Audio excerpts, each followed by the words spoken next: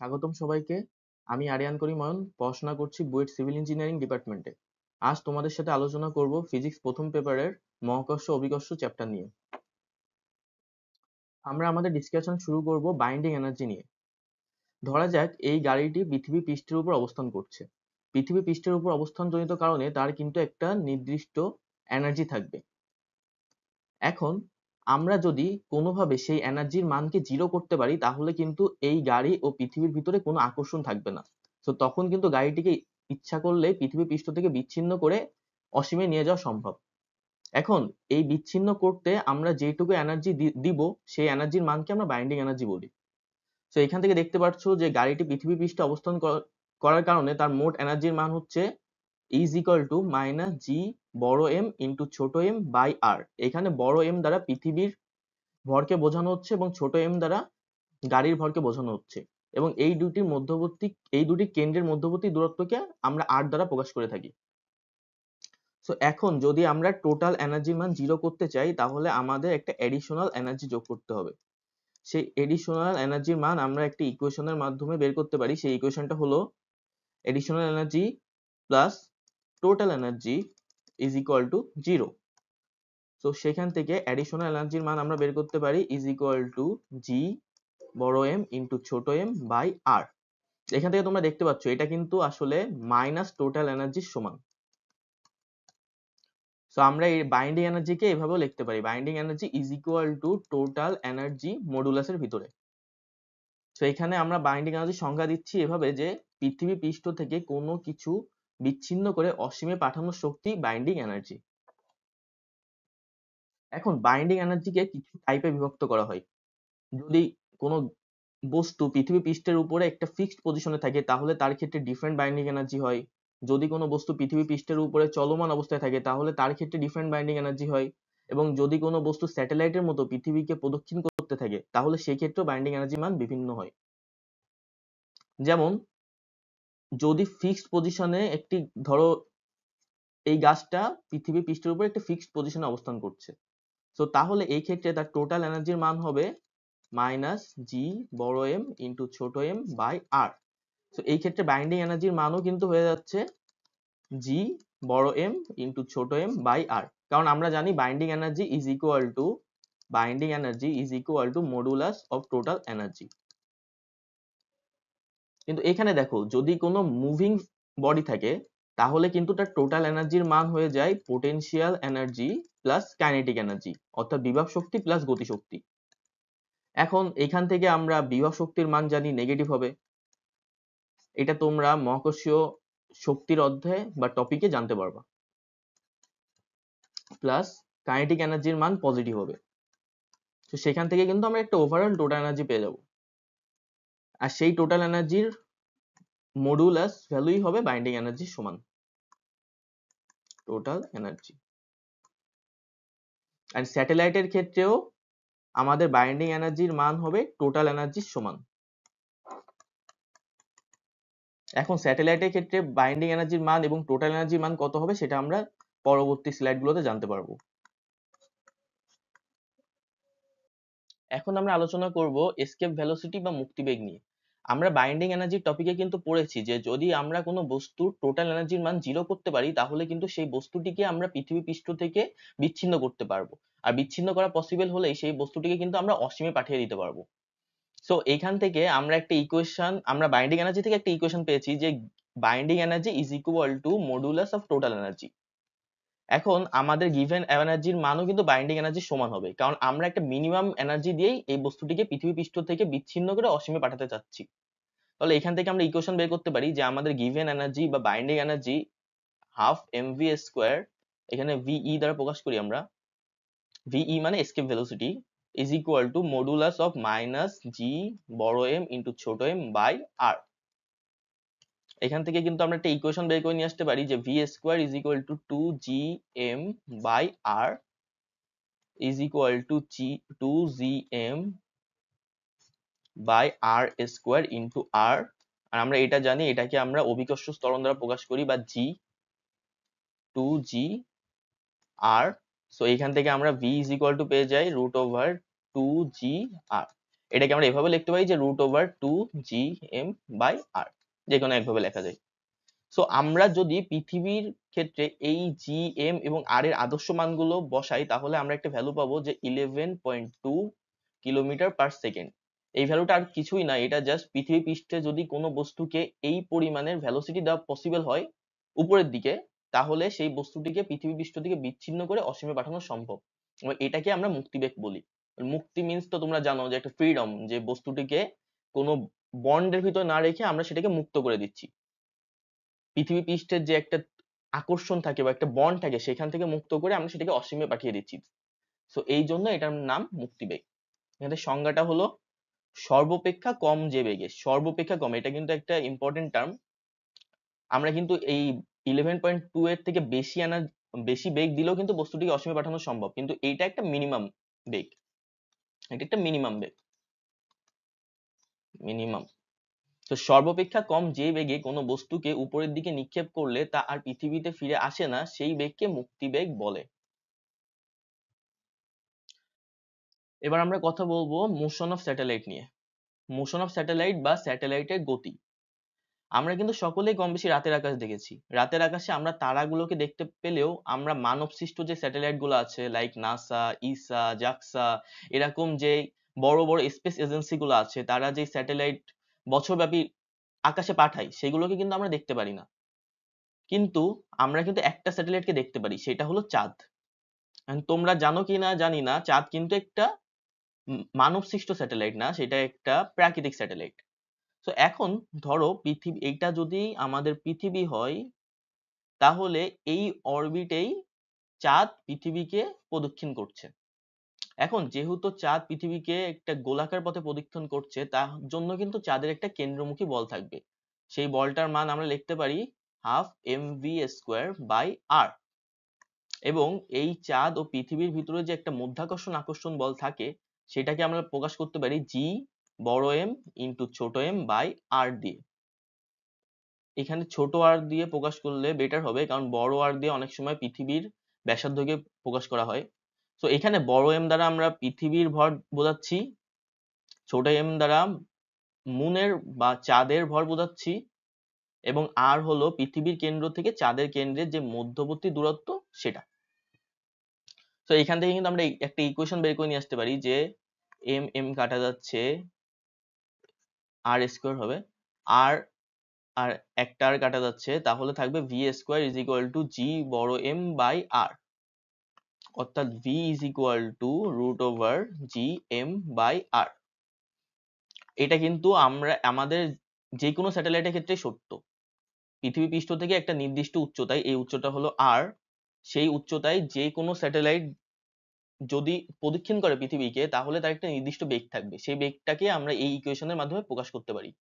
এখন ধরা যাক আমাদের একটা স্যাটেলাইট আছে যেটা পৃথিবী পৃষ্ঠের খুবই নিকট দিয়ে পৃথিবীকে প্রদক্ষিণ করছে। ধরো এটা অ্যাটমসফিয়ারিক লেয়ার, এখান দিয়ে পৃথিবীকে প্রদক্ষিণ করছে। তাহলে এই দূরত্বকে কিন্তু আমরা আমাদের ব্যাসার্ধের মতো তুলনা করতে পারি। সেই ক্ষেত্রে আমরা যদি এখানে ভ্যালু বসাই তাহলে হবে VCR, এখানে r মানে কিন্তু বড় আরই, তার মানে আসছে √/gm/r। এখানে ভিসি দ্বারা মোশন অফ স্যাটেলাইট বোঝানো হয়। তো এইখান থেকে যদি আমরা জি এর ভ্যালু, পৃথিবীর ভর এবং পৃথিবীর ব্যাসার্ধের ভ্যালু বসাই তাহলে আমরা পাবো 7.9 কিলোমিটার পার সেকেন্ড। অর্থাৎ পৃথিবী পৃষ্ঠের সর্বনিকটে থেকে যদি কোনো স্যাটেলাইট পৃথিবীকে প্রদক্ষিণ করে তাহলে তার ভ্যালু হবে 7.9 কিলোমিটার পার সেকেন্ড। এটাকে অনেক সময় এভাবে প্রকাশ করা হয় যে VC is equal to escape velocity VE by √/2। অর্থাৎ এই মান দিয়ে √/2 মান দিয়ে ভাগ করলে আমরা মোশন অফ স্যাটেলাইট পেয়ে যাই। সেটা কিন্তু এটা কিন্তু একটা নির্দিষ্ট অরবিটের ক্ষেত্রে সত্য, নির্দিষ্ট অরবিট। কারণ আমরা এখান থেকে কিন্তু ইকুয়েশন থেকে দেখতে পাচ্ছি যে আমরা যদি r এর মান চেঞ্জ করি তাহলে কিন্তু vc এর মানও চেঞ্জ হবে। r এর মান যত বেশি হবে vc এর মান তত কম হবে, কারণ এখানে একটা ব্যস্তানুপাতিক সম্পর্ক আছে। কক্ষীয় পর্যায়কাল। আমরা কিন্তু সকলেই কম বেশি পর্যায়কালের কনসেপ্ট সম্পর্কে জানি, যে একটা বস্তুর চারিদিকে আরেকটি বস্তুর একটি পূর্ণ আবর্তনের সময়কালকে আবর্তনরত বস্তুটির পর্যায়কাল বলে। অর্থাৎ একটা বস্তুর চারিদিকে যদি ভাবো এ বস্তুটি পুরো একটি পথ ঘুরে এসে আবার এ বিন্দুতে আসতে যে সময় লাগে সেটাকে পর্যায়কাল বলি। এখন এই পর্যায়কাল শুধুমাত্র কিন্তু আমাদের ঘড়ির কাঁটা বা সাইকেলের চাকা এই ক্ষেত্রেই প্রযোজ্য না। আমাদের পর্যায়কালের কনসেপ্টটা চাঁদ, সূর্য, পৃথিবী, গ্রহ, নক্ষত্র সবকিছুর ক্ষেত্রে প্রযোজ্য। আর এখান থেকে আমরা পর্যায়কালের একটা ইকুয়েশন বের করেছে, আমরা বের করিনি, মেইনলি সায়েন্টিস্টরা বের করেছে। তো সেটা হলো t is equal to 2 pi r by v naught। এখানে v naught দ্বারা আমাদের যে স্যাটেলাইটটা গ্রহের চারিদিকে ঘুরছে তার বেগকে বোঝানো হয়। আমরা এটা নির্ণয় করা প্রিভিয়াস স্লাইড গুলোতে জেনেছি যে v naught is equal to root over g m by r। এখন আমরা এই ইকুয়েশনটাকে ড্রাইভ করে লিখতে পারি যে t is equal to 2 pi r by root over g m by r is equal to 2 pi root over r cube, এই r টাকে আমরা রুটের ভিতর নিয়ে আসছি, r cube by g m। এখান থেকে আমরা লিখতে পারি 2 pi root over r cube by g m by r square into r square। তো এখান থেকে কিন্তু আমরা একটা আদর্শ ফরম্যাট পেয়ে যাচ্ছি যে 2 pi root over r cube by g r square। তো এইটাই আসলে টাইম পিরিয়ড যে পৃথিবীর চারিদিকে একটা নির্দিষ্ট অরবিটে একটা স্যাটেলাইট যদি একটা নির্দিষ্ট বেগে পৃথিবীকে প্রদক্ষিণ করতে থাকে তাহলে তার ক্ষেত্রে যেই টাইম পিরিয়ডটা থাকবে বা পর্যায়কালটা থাকবে সেটা আমরা এই ইকুয়েশন দিয়ে বের করতে পারি। এখান থেকে তোমরা দেখতে পাচ্ছ যে এখানে কিন্তু অনেক সুন্দর একটি সম্পর্ক তৈরি হয়েছে যে t সমানুপাতিক রুট ওভার আর কিউব, বা আমরা লিখতে পারি টি স্কোয়ার সমানুপাতিক আর কিউব। এইটা আসলে অনেক ইম্পর্টেন্ট একটা ইকুয়েশন। এইটাকে আমরা কেপলারের থার্ড ল বলি, কেপলারস থার্ড ল। এটা সম্পর্কে আমরা পরবর্তীতে জানতে পারবো। এনার্জি অফ স্যাটেলাইট বা স্যাটেলাইটের শক্তি। দেখো এখানে চিত্রে পৃথিবীর উপরে একটা নির্দিষ্ট দূরত্বে একটা স্যাটেলাইট পৃথিবীকে প্রদক্ষিণ করছে।